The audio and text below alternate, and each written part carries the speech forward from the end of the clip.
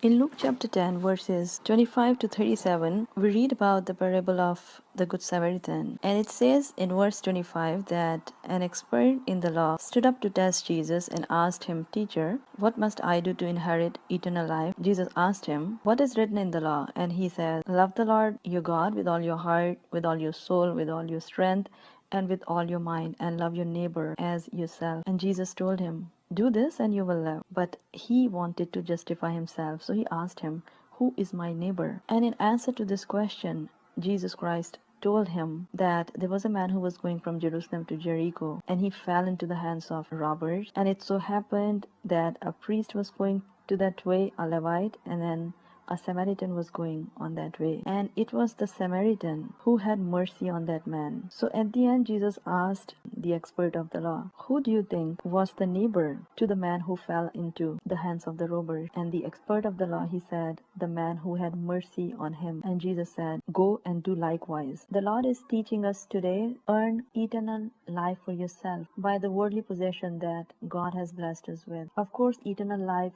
meaning knowing God and knowing Jesus Christ as his son.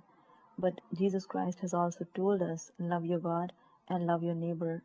So if you're not loving our neighbor as ourselves, if you're not having mercy on them, then we are not fulfilling the second part of the commandment. The commandment is not just loving God, it's about loving your neighbors as well.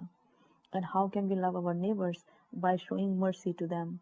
So the Lord is telling us that if you see that if there is anyone who needs your help, go ahead. Try to earn eternal life by the worldly possession that you are blessed with. Whatever it is, if you see that someone needs your prayer, then you should pray for that person.